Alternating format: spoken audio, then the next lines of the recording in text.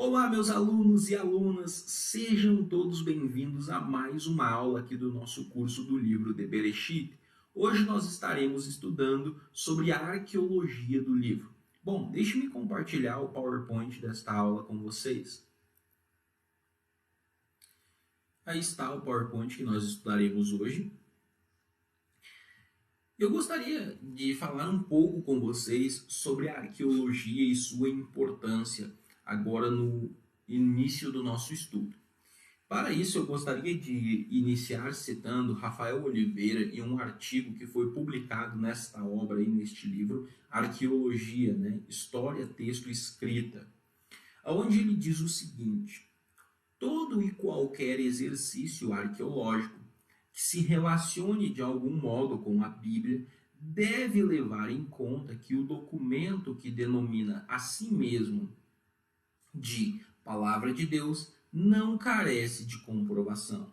Assim, a arqueologia deixa de ser serva que comprova os relatos bíblicos, em cujo caso contrário a Bíblia perderia seu valor, para se tornar aliada, fornecendo iluminação ao que se lê nas páginas do livro sagrado.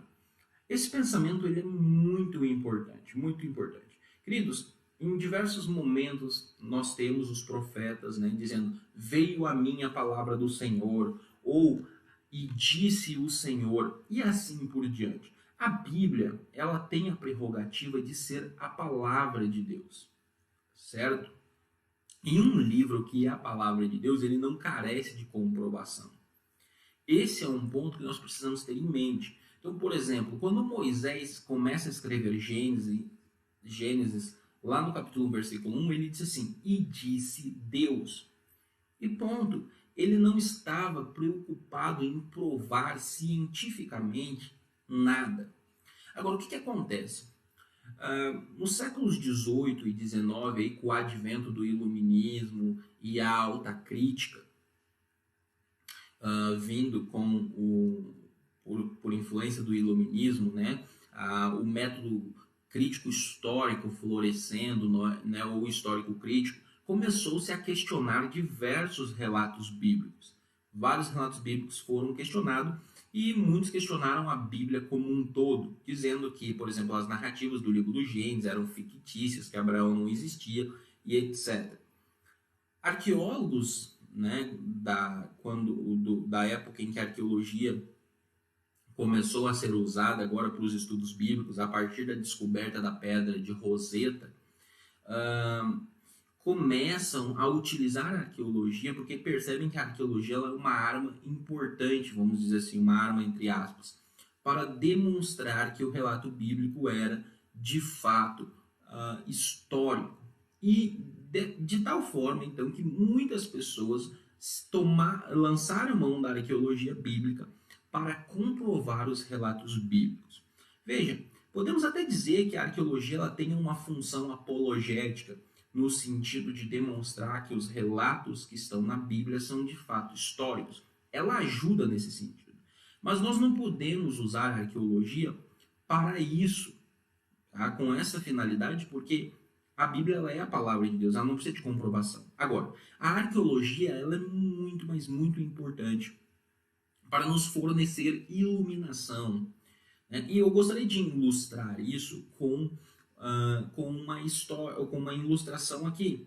Então veja, hoje nós temos televisões de uma qualidade tremenda. Então você vai assistir um filme ali, você tem uma qualidade excelente, é uma coisa muito boa.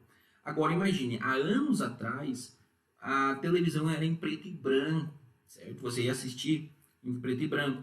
Talvez se você pegasse esse mesmo filme que você está assistindo hoje e assistisse numa televisão em preto e branco, você iria entender o filme. Você iria olhar o filme, iria entender, iria ver os personagens, mas não ia ser tão belo, não ia ser tão colorido quanto você olhar este mesmo filme em uma televisão de última geração. Então veja, a arqueologia ela exerce um papel muito importante que é de trazer até nós um passado que por muito tempo às vezes ficou até esquecido. E trazer esse passado com cores. de tal forma que nós consigamos olhar para o mundo antigo, compreender determinadas práticas, compreender determinadas coisas, e aí então, agora, ler a Bíblia com novos olhos, conseguir na Bíblia, agora ler a Bíblia em cores, vamos dizer assim, certo? Então, isso é muito interessante e isso é muito bacana. Agora, nós também precisamos lembrar que nós não vamos achar um achado arqueológico para cada narrativa da Bíblia, para cada história da Bíblia. O Oriente, queridos, ele tem uma história de muitas batalhas, né? Guerras, lutas. Então, com guerras, com lutas, muitos dos achados foram destruídos. Muitas das coisas que existiam nos tempos bíblicos foram destruídos por meio das guerras. Hoje a arqueologia consegue, os arqueólogos conseguem achar algumas coisas, né? E aí é exposto isso daí, né? Por meio de métodos arqueológicos para tentar elucidar algumas questões bíblicas. Mas nós não podemos esperar que seja encontrado um achado arqueológico para cada coisa da Bíblia. Quando nós estamos lidando com arqueologia, eu gosto muito do que o Dr. Rodrigo Silva diz, que é um arqueólogo renomado no Brasil. Nós estamos lidando com fragmentos da história, tá? Com fragmentos da história. E nós não temos todos os detalhes como gostaríamos. Imagina, seria muito interessante se o arqueólogo ele vai lá no sítio, né, escavasse e encontrasse tudo de forma muito fácil, mas não é assim. Agora, veja, tem uma questão que nós precisamos entender aqui, eu até coloquei o que o Rafael Oliveira ele diz aí, onde ele diz assim, deve ser lembrado que na arqueologia a ausência de evidência não é evidência de ausência. O que ele quer dizer com isso? Há os minimalistas. Os minimalistas, eles entendem que um relato ele só é verídico se você tiver um achado arqueológico. A ideia seria mais ou menos essa. Por isso, os maximalistas, né, que em sua grande maioria conservadores, eles dizem o quê? Que a ausência da evidência não é a evidência da ausência. Ou seja, não é porque nós não temos um achado arqueológico para uma narrativa que essa narrativa deixa de ser uma narrativa verídica, certo? Então eles dizem a ausência da evidência não é a evidência da ausência. E se você quiser estudar um pouco mais de arqueologia, tem essa obra aqui que é muito legal, a Bíblia e a Arqueologia, é uma obra introdutória, tá? É uma obra introdutória publicada pela editora Vida Nova, onde você pode estudar a arqueologia, tá? E compreender muito isso daí. Você vai ver aqui os métodos arqueológicos, como que são feitas descobertas arqueológicas, como que se data um sítio arqueológico. Então, é algo muito interessante para quem tem interesse de se aprofundar na área da arqueologia bíblica. Como nós estamos estudando o livro de Gênesis, queridos, e eu subentendo então que você quer aprofundar o seu conhecimento no livro do Gênesis, conforme nossos estudos forem avançando, eu vou recomendando obras para você, tá bom? Eu vou recomendando obras para você. Então, uma outra obra em língua portuguesa muito importante sobre arqueologia bíblica é essa obra aqui, ó, tá? Manual de Arqueologia Bíblica, tá bom? De Rondon Price e Wayne Rose, tá? Wayne Rose. Então, essa obra aqui é uma obra muito importante. Tá? O Rondon Price é assim, um arqueólogo de renome, tá? Escreveu já muita coisa boa, muita coisa mesmo, contribuiu muito para os estudos arqueológicos. E é uma obra, essa obra é uma obra de referência, tá bom? Então, é uma obra também para você estudar arqueologia bíblica. Agora, queridos, vamos avançar aqui. Essa obra aqui também que eu estou referenciando, eu tenho ela aqui na minha biblioteca, a Arqueologia, tem muita coisa interessante aí também, muitos artigos bons, certo? Agora nós teremos evidências arqueológicas da forma de vida e adoração, né, dos dias de Caim, Abel e Noé. Bom, neste momento eu gostaria de ler com vocês Gênesis capítulo 4, do 1 ao 4, onde nós temos assim: coabitou o homem com Eva, sua mulher, e concebeu e deu à luz a Caim. Então disse: adquiri um varão com o auxílio do Senhor. Depois deu à luz a Abel, seu irmão, Abel foi pastor de ovelhas e Caim, lavrador. Então, esse é um ponto muito importante de nós destacarmos aqui. Nós temos aqui duas atividades dessa época, que é a atividade de pastor de ovelhas, que é a de Abel, e de lavrador. Então, nós temos aqui uma pessoa que cuida de animais, certo? E nós temos outra pessoa que lavra a terra, cuida, né, planta, cultiva, indicando duas práticas da época deles. Então, isso aí é bastante interessante. E aí, na sequência, você tem aqui um trazendo frutos e o outro trazendo a oferta, né, no caso o Abel trazendo um animal, né, um animal para oferecer para o Senhor. Agora veja, nós temos um achado arqueológico muito interessante, tá? E aí eu gostaria de ler aqui o que diz o Roman Price e o Winehouse, onde nós temos assim: o mais antigo centro cerimonial conhecido é um dos primeiros sítios neolíticos, tá? Em Göbekli Tepe, tá? Descoberto em um campo no centro da planície de Arã. E é interessante, ele vai citar aqui também, né, ele fica a 17 quilômetros ao leste, né, de Sanliurfa, tá? E quem teve lá em Arã, queridos, foi Abraão e Tera, seu pai, né? Então, Tera e seu filho Abraão, ou Abrão, né, como era na época ainda, né? A gente está tão acostumado com Abraão, mas na época era Abrão, né? Então, eles estiveram em Arã. Então, esse sítio arqueológico, que ele é um sítio muito importante. E nós já vamos entender por quê. Falar um pouquinho da datação desse sítio aqui, tá? O Winehouse diz o seguinte: de acordo com a datação convencional baseada em um armazém, né, virtual de ferramentas de pedra, incluindo facas, cutelos e pontas, ele tem de 10 a 12 mil anos de idade e foi criado entre 6 e 7 mil antes de Cristo. Então, ele teria sido criado nessa época aqui, ó, entre 6 mil e 7 mil anos antes de Cristo. Outros argumentariam que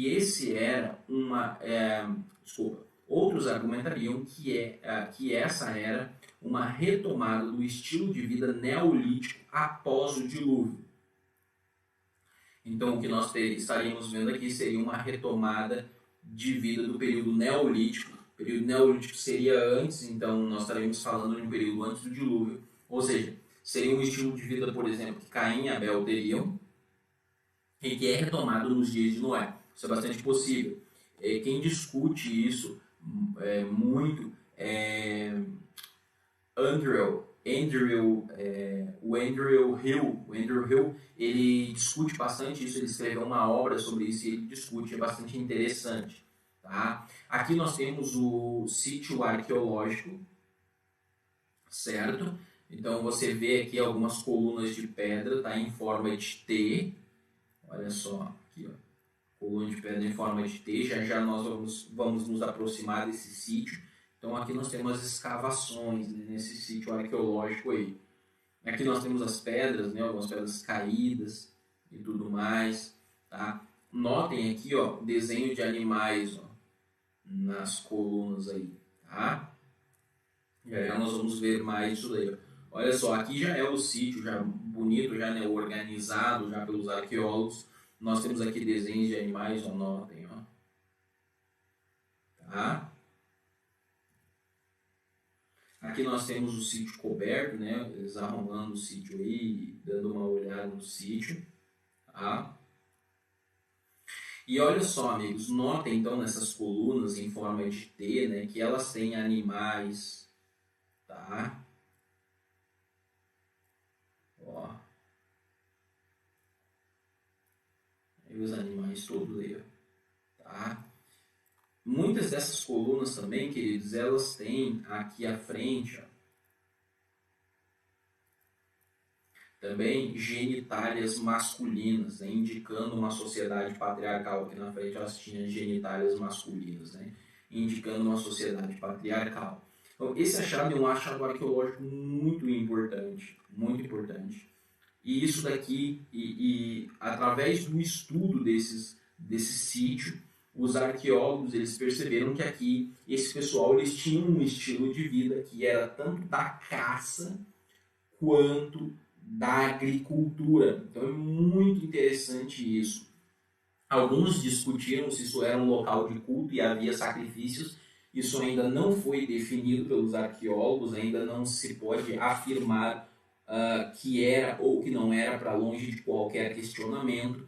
Mas, enfim, o estilo de vida que esse pessoal levava é um estilo de vida que corrobora com o estilo de vida dos dias de Abel, Caim e também de Noé. Portanto, ele é um achado arqueológico que ilustra muito bem, como viviam Abel, Caim, tá? Noé, Sete.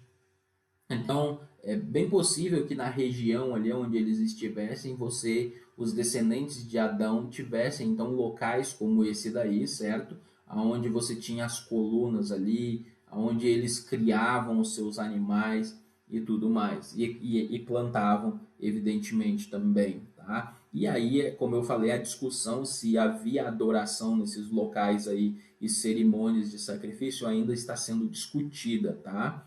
Mas seja como for, ainda permanece o estilo de vida aí. Agora, uma outra discussão bastante interessante é sobre a longevidade dos homens na Bíblia, né? A idade dos primeiros homens. Por quê?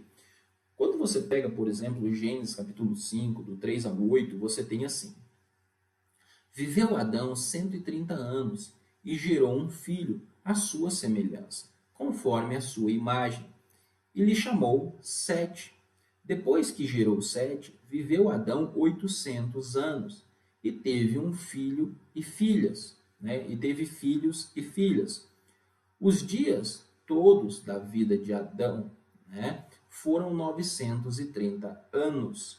Então aqui diz que ele viveu 930 anos. E quando você vai ver o restante dos descendentes de Abraão, todos eles viviam bastante, eles tinham uma longevidade bem diferente daqui. Muitas pessoas poderiam pensar que isso daqui seria algo fictício, né? Algo que a Bíblia coloca, mas isso não teria acontecido. Bom, um achado arqueológico muito interessante é a lista, né? Esses prismas aqui, né? Que é uma lista dos reis da Suméria, tá? Então você tem esses prismas, eles tinham 4 lados. Ó, você tem 4 lados, tá? E aí você tem aqui, nesses lados, você tem a lista dos reis da Suméria. E entre os reis, você tem alguns nomes, dos quais eu destacarei 2, por questão deles terem a ver com o nosso estudo de hoje. Então, por exemplo, você tem esse rei aqui, deixa eu me grifar aqui para ficar melhor para vocês. Você tem esse rei aqui, que é, né, Baragsi, tá? Que ele é datado de cerca de 2600 antes da Era Comum, ou seja, antes de Cristo, tá? Ele seria o rei de Kish, que possivelmente seria a Cush da Bíblia, certo? A Cush que é citada ali em Gênesis 10, verso 8, ele seria o rei de lá.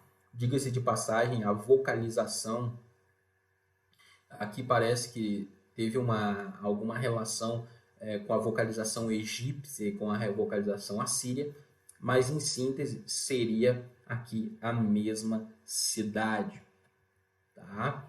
E aí o que acontece? Os assiriólogos, eles tomam esse personagem, esse rei, como sendo um personagem histórico, é um rei que viveu, que existiu, ele é um personagem histórico.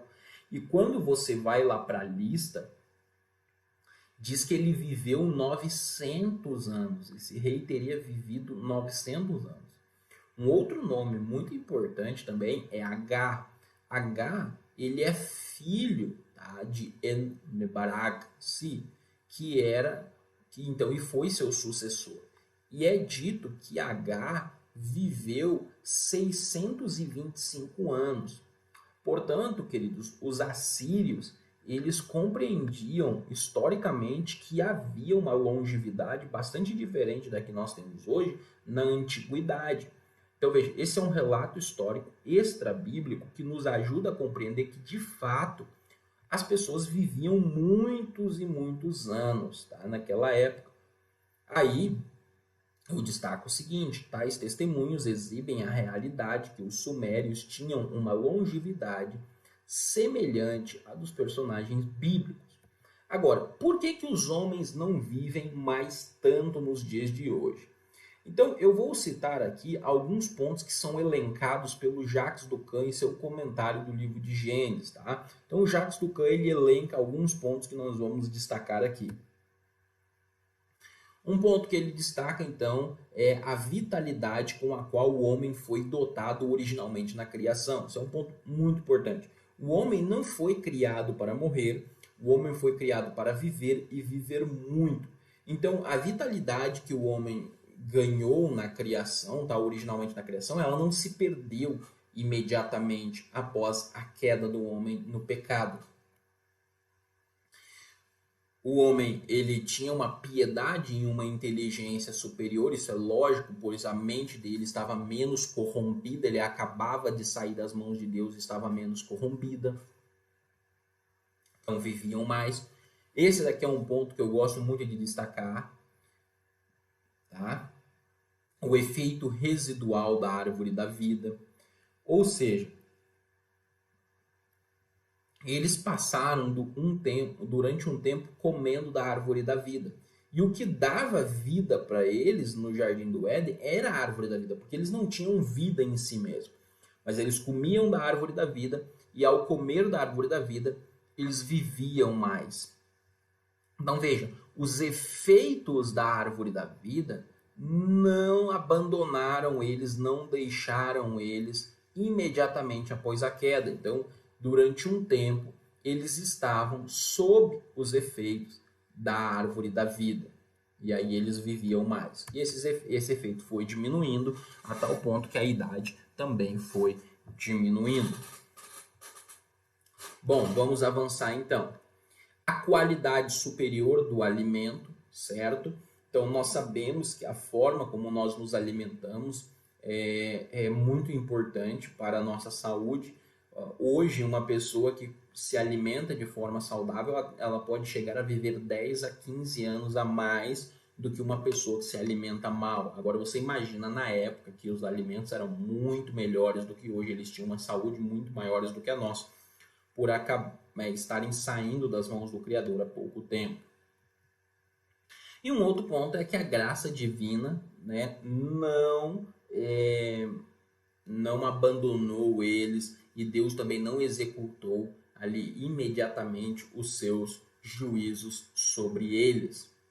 Então, esses são alguns pontos, tá? São alguns motivos para a perca da longevidade. Tá? Por que o homem não vive mais tantos anos? Esses são alguns pontos. Agora veja, eu gostaria de ver também com vocês evidências arqueológicas para Nimrod. Nimrod, ele é um personagem bastante importante ali no livro do Gênesis, tá? Ele é um nome interessante de ser destacado. E aí nós temos assim, Gênesis 10, do 1 ao 8, nós temos assim: Cuxi gerou a Nimrod, o qual começou a ser, né, poderoso na terra. Foi valente caçador diante do Senhor. Daí diz, como Nimrod, poderoso caçador diante do Senhor. O princípio do seu reino foi Babel. Então, Babel é uma referência à Babilônia, tá certo?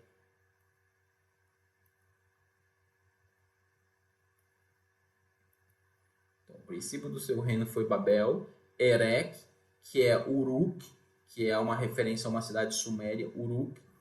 Acade e Calne, na terra de Sinar, a terra da Mesopotâmica, que Sinar seria na Mesopotâmia. Daquela terra saiu ele para a Assíria, edificou Nínive, Reobote-ir e Calá, e entre Nínive e Calá, a grande cidade de Rezem. Então, são cidades aqui que Nimrod tomou, outras ele fundou, outras ele fez grande, como foi o caso de Acade, certo? E aí quando nós pegamos um mapa aqui da época, queridos, nós temos essas cidades aqui, nós vamos ter Eridu aqui embaixo, nós temos Ur aqui, né, Ur dos caldeus, nós temos aqui Erech, que seria Uruk, nós temos aqui Lagar, Lagash, tá? Suzã aqui, Umar, Isin, Nippur, Kish aqui, né, que seria Cush, Sipar, tá? Nós temos aqui Babilônia, né, que seria Babel, tá? Nós temos Assur aqui em cima, nós temos Nínive, nós temos Mari. Então, são pontos aqui muito importantes, tá? Pelos quais Sargão passou, conquistou, e aí ele funda aqui, né, Nínive, etc. Então, ele tem um nome muito importante, Kish, né, que ele sai de Kish, certo? Agora, veja, foi achado, tá? Essa cabeça aqui, que seria a cabeça de Sargon, tá? E ele está no museu do Iraque, em Bagdá. Sobre esse achado arqueológico, eu deixei separado aqui uma citação para compartilhar com vocês. Eu marquei ela aqui, deixei aqui compartilhada, onde diz assim, né? O Paul Krivazek, ele diz o seguinte, o Paul Krivazek diz o seguinte: no decorrer do tempo, no decorrer da temporada de escavações de 1931, Thompson, auxiliado por Max Malovan, da equipe britânica que explorava a cidade de Nínive, antiga capital da Síria, do norte da Mesopotâmia, deparou com a escultura de uma cabeça, tá, de cobre em tamanho natural. Os arqueólogos perceberam de imediato que haviam descoberto uma relíquia de uma importância, né, de um importante monumento decisivo na história da antiguidade. Que cabeça era essa? Essa era a cabeça de Sargon que eles encontraram lá, tá, em Nínive, em 1931. E Sargon também aparece na lista dos reis assírios, certo? Da Suméria, tá? Nos reis da Suméria. E ele tem uma importância muito grande na Síria. O Paul Krivazek, ele diz o seguinte ainda sobre este achado. Ele diz assim: a maioria dos estudiosos concorda em que o rei mais provavelmente representado por essa cabeça é Sargão, fundador do verdadeiro primeiro império mesopotâmico. Sargão, e aí aqui tem o nome dele, né? Saruknu, nome não dado no nascimento. Então esse não é o nome de nascimento dele, tá? Mas um nome monárquico com o significado de rei legítimo, tá? Então você tem várias cidades aí que eu mostrei para vocês, inclusive que ele cita aqui, tá? O império dele estaria localizado, tá, entre 2300 e 2200 antes da Era Comum, antes de Cristo, certo? Então, e esse nome, ele é um nome muito importante, tá? E o significado do nome é rei legítimo. Lembre-se que isso aqui não é o nome dele que ele ganhou de nascimento. Ele é um nome muito importante na Mesopotâmia. Ele fundou o primeiro império mesopotâmico, o primeiro grande império mesopotâmico, né? O grande rei sumério. Agora, Sargão, então, esse rei legítimo, esse nome que nós temos aí que significa rei legítimo, ele é perfeitamente identificado como o Nimrod da Bíblia.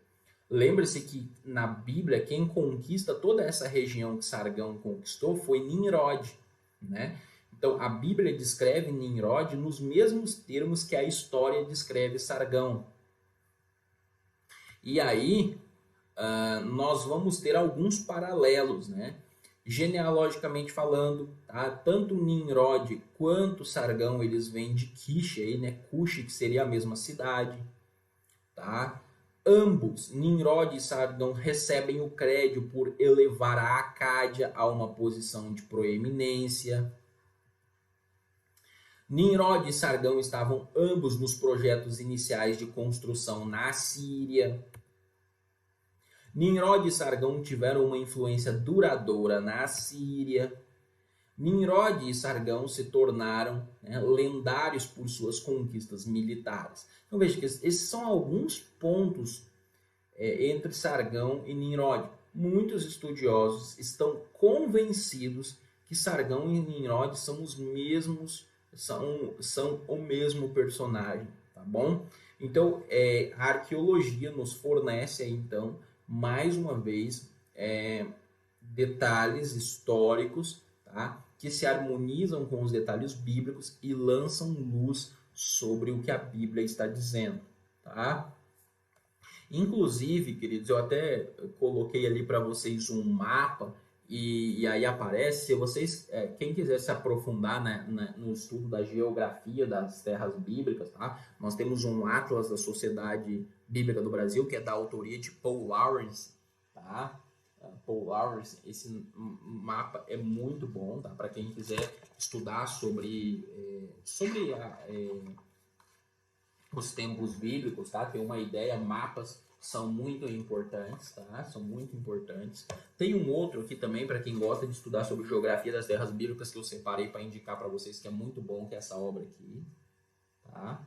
Então são obras bastante interessantes para ajudar vocês, são ferramentas aí para ajudar você na pesquisa, tá? Vamos avançar. Abraão e Ur dos Caldeus, tá? Isso daqui foi uma coisa que foi extremamente questionada, né? Se Abraão teria existido, se Ur dos Caldeus teria existido. E vamos lá. Morreu Arã na terra de seu nascimento, em Ur dos Caldeus. Estando Tera, seu pai, ainda vivo, Abraão e Naor tomaram para si mulheres. A de Abraão chamava-se Sarai, a de Naor, Milca, filha de Arã, que foi pai de Milca e de Iscar. Sarai era estéril, não tinha filhos. Tomou Tera Abraão, seu filho, e Ló, filho de Arã, filho de seu filho, e Sarai, sua nora, mulher de Abraão, e saiu com eles de Ur dos Caldeus. Então ele saiu de Ur dos Caldeus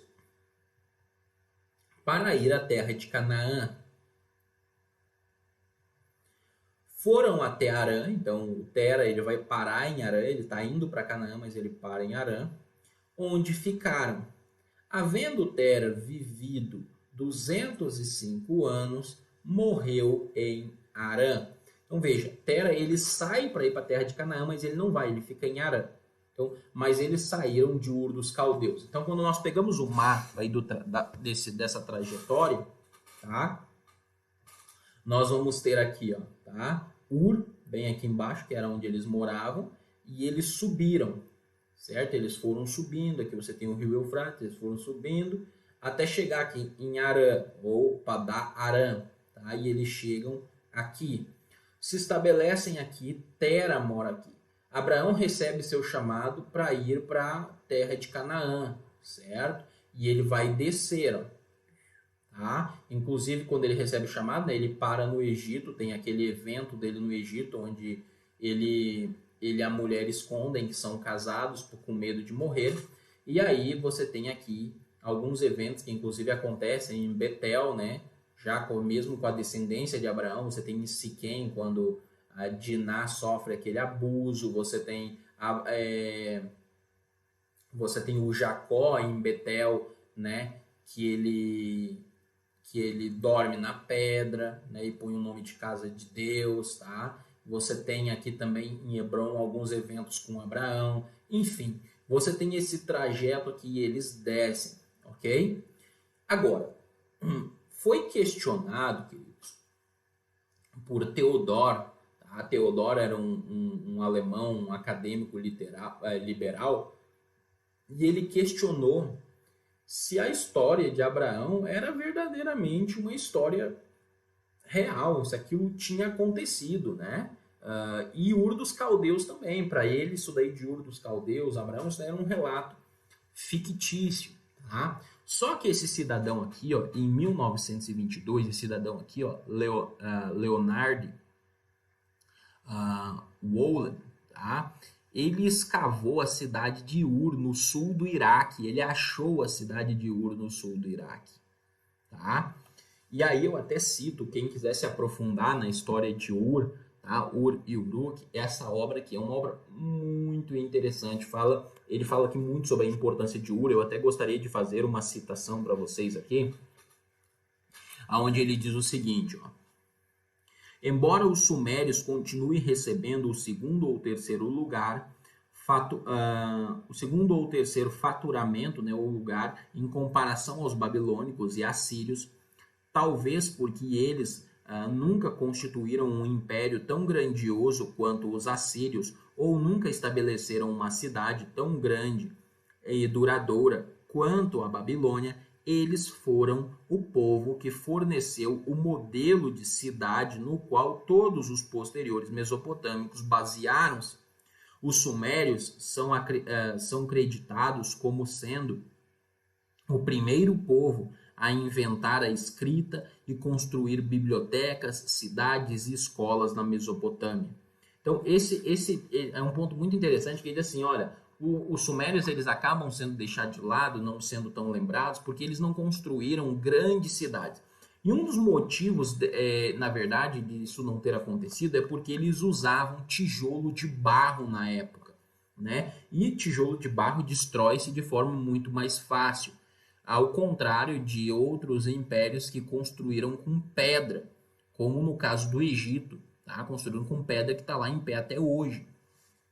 Mas isso não diminui a importância dos sumérios, porque veja, os sumérios são responsáveis pela escrita, pelo início das bibliotecas, tá? Por escolas na Mesopotâmia. Então, os sumérios eles contribuíram significativamente para a humanidade.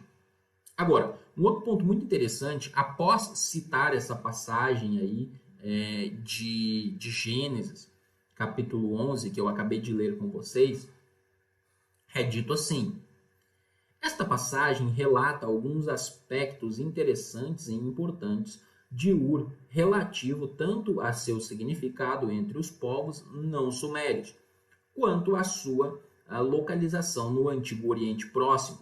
É importante que, embora Abraão e sua família não fossem sumérios, Ur é listada no relato bíblico como sua primeira casa. Muitas cidades no Antigo Oriente possuíam bairros designados para estrangeiros. Mênfis, no Egito, tinha um bairro grego em sua história recente, e Alexandria, também no Egito, foi dividida em bairros étnicos, de modo que a ideia de cidade étnica, né, etnicamente diversas, não era um conceito estranho na região. No caso de Ur, esta era provavelmente um centro para povos pastores não sumérios, que possuíam um acampamento perto dos portões da cidade. E aí ele vai dizer aqui abaixo que Ur, esse Ur aí dos caldeus, que é mencionado na Bíblia, é o mesmo Ur achado. Então, um achado arqueológico muito importante demonstrou que Ur existiu, e que o relato de Abraão, portanto, tem base histórica. Uma outra obra, essa daqui já em espanhol, sobre os sumérios também, tá? Sumérios, tá? Um guia fascinante acerca da história suméria antiga, a mitologia suméria, tá? E o Império Sumério da civilização, e o Império Mesopotâmico da civilização suméria, tá bom? Essa obra aqui muito boa. Bom, queridos, e aí nós temos alguns achados aí de Ur, certo? De Ur, seriam algumas achados aí. Nós temos um zigurate, eu não vou falar sobre os zigurates agora, aí eu vou entrar para falar sobre os zigurates posteriormente. Quando alguns achados arqueológicos, eu não estou mencionando agora, porque nós vamos ter uma aula sobre nós vamos ter uma aula, não, nós vamos ter algumas aulas sobre o contexto histórico-cultural do livro de Gênesis. E aí diversos desses achados também vão ser mencionados lá. Por isso que eu não estou mencionando todos os achados arqueológicos neste momento. Agora nós vamos ver evidências do estilo de vida patriarcal. Aqui eu coloquei uma evidência egípcia, mas nós temos também uma evidência muito importante, um achado arqueológico muito importante, que são os chamados tablets Nuzi, que nós vamos estudar eles quando nós formos falar sobre o contexto histórico, cultural do livro de Gênesis, mais especificamente das narrativas patriarcais. Então, por exemplo, o Mário Zengler, tá? Ele vai citar aí esse achado arqueológico, tá? Que são pinturas que foram achadas, tá? Em uma tumba egípcia em Beni Hassan, tá? Beni Hassan. Então, essas pinturas, elas demonstram, tá? Semitas entrando no Egito, tá? Semitas entrando no Egito. Alguns vão dizer que esses semitas estariam vendendo seus produtos, tá? Enfim, mas o importante é que esses semitas aqui, eles estão entrando no Egito. Note as túnicas coloridas deles, bonitas aqui, ó, túnicas coloridas. Possivelmente José ganhou uma túnica dessa, tá? Note os materiais que eles estão usando aqui também. O Dr. Rodrigo Silva diz o seguinte na obra dele: a mais ou menos 100 quilômetros ao sul do Cairo, encontramos uma pequena vila, Beni Hassan, que fica à margem leste do rio Nilo. Ali existem várias tumbas, né, remotas pertencentes a governantes políticos que viveram no Egito durante a 11ª dinastia, cerca aí de 1800 antes da Era Comum. Tá? Então aqui nós temos alguns pontos importantes, inclusive a cor das túnicas deles, tá? Que é a cor da túnica, que possivelmente era a forma da túnica que José teria recebido de Jacó. O Rodrigo Silva ainda diz assim, o doutor Rodrigo Silva ainda diz assim: o desenho do túmulo traz a figura de 8 homens, 4 mulheres e 3 crianças, acompanhados por animais de carga e guiados por oficiais do Egito. O texto hieroglifo do alto, tá, da parede dá a descrição do fato e seu significado. Ele diz que aquelas pessoas faziam parte de um grupo de 37 asiáticos que haviam vindo da região de Chut, que inclui Canaã, para comprar alimentos do Egito. Então aqui vai haver uma divergênciazinha. Alguns dizem que eles eram comerciantes que talvez iam vender. Outros dizem que eles estavam indo comprar. Enfim, o que nos importa é que eles estão indo para o Egito e são semitas, tá? É interessante porque um outro ponto que o Dr. Rodrigo continua colocando aqui, ele diz assim: o chefe do grupo se chamava Abissai, que é um nome tão semita quanto Jacó, Benjamim e Judá. Toda a arte desse período mostra os egípcios sem barba e os cananeus com barba. Então esse é um ponto interessante. Você percebe que eles têm barba aqui, olha só, bem aqui, ó. Tá? Ou a barba deles aqui, ó. Tá? Então eles têm barba, esses semitas eles têm barba. Preste atenção na roupa que eles estão usando, tá? O colorido, ok? Aqui embaixo nós temos egípcios. Note que os egípcios eles eram mais escuros, o tom da pele deles era mais escuro que o tom da pele dos semitas, mas os semitas também tinham uma pele escura, tá?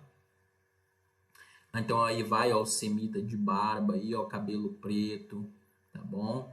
Uma pele, um tom de pele escuro. Aqui outra imagem aqui, tá? Isso aí é tudo uma imagem, aqui uma escrita hieroglifa aqui em cima. E ele continua dizendo, né? Ele diz assim, citando aqui o texto, alguns textos de Gênesis, né? Aonde você fala de Abraão tendo gado, tendo ovelhas, tá? Mais tarde é falado de José ganhando uma túnica colorida. O texto bíblico também fala que Jacó tinha cabras, tá? Ovelhas. Fala de instrumentos musicais como harpa, armas, né, como arco e flecha, usadas para proteção. E aí ele indaga, né, foram todos estes apenas fabricação e produto de fábulas, né? E ele vai colocar aqui que é claro que não. Então, esse achado arqueológico, ele data, o Rodrigo coloca como sendo de mais ou menos 1800, ele coloca mais ou menos 1900, tá? E esse achado arqueológico, né, demonstra, então, semitas entrando no Egito com que? Com harpas, né, com arco e flecha, tá? Com lança, com cabras, burros para alimentação e transporte. Então, veja, queridos, é um achado arqueológico que ele nos demonstra o estilo de vida da época. O estilo de vida da época. Tá? E ele corrobora com a Bíblia. Né? Ele corrobora com a Bíblia, ele corrobora com os detalhes da Bíblia. José no Egito. Vamos finalizar nosso estudo com José no Egito. Gênesis 39, versículo 1, nos diz que José foi vendido como escravo ao Egito. Tá?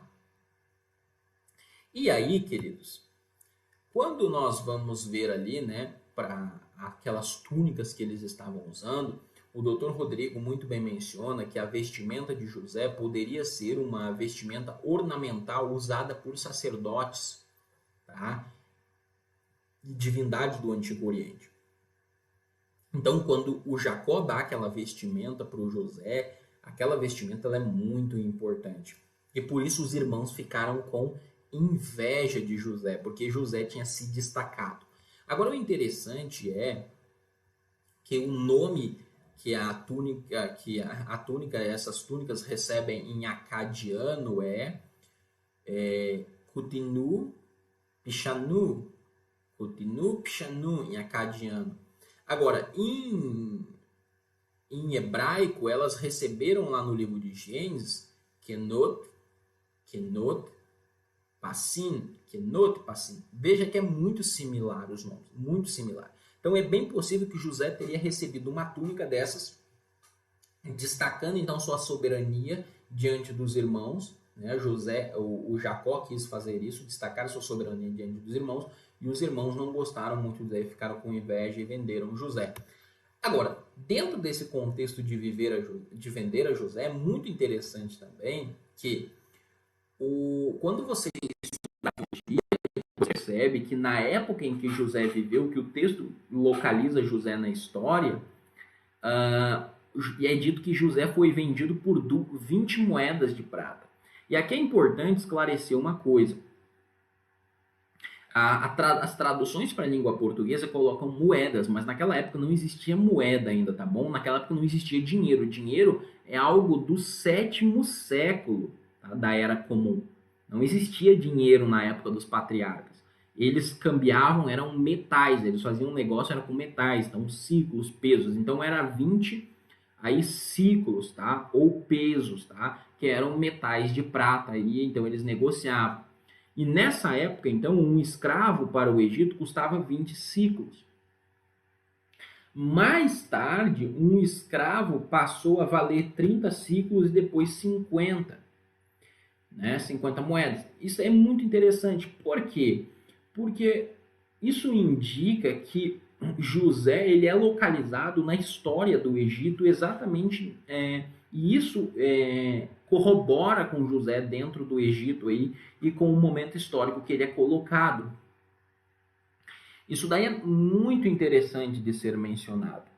E também nós devemos destacar aqui que, por exemplo, muitos chegaram a dizer que as narrativas foram escritas tardiamente. Veja, quem escreveu a narrativa de Gênesis conhecia muito bem o contexto egípcio. Conhecia demais o contexto egípcio e ele escreve com exatidão. Por isso que Moisés ele é o personagem mais indicado para ter escrito Gênesis. O Dr. Rodrigo ele ainda menciona, tá bom, uma lista, tá, que que está em Luxor, né, que foi encontrado perto de Luxor, que é um papiro, tá, que traz o nome de vários, tá,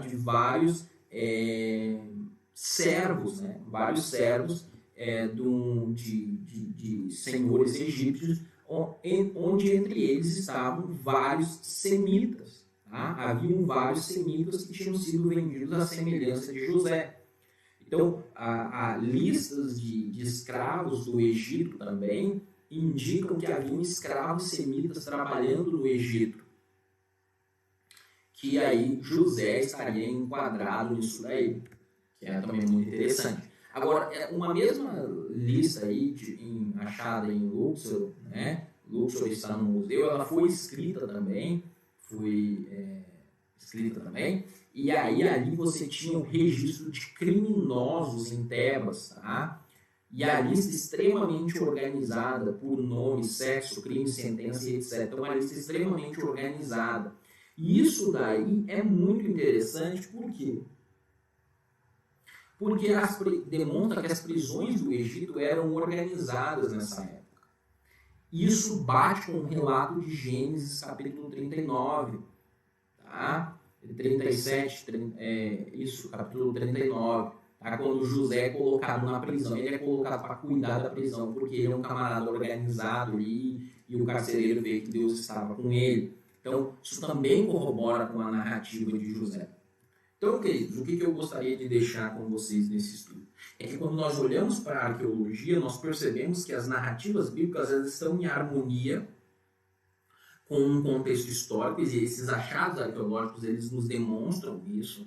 Tá? Os personagens bíblicos estão vivendo dentro de um contexto histórico, eles estão, vamos dizer assim, respirando o mesmo pó que essas pessoas respiravam, e eles vivem dentro deste contexto. Agora, a partir das próximas aulas, nós vamos falar sobre o contexto histórico-cultural e nós vamos mergulhar ainda mais nas histórias bíblicas e tentar entender ela, então, dentro deste contexto histórico, dentro disso daí, certo?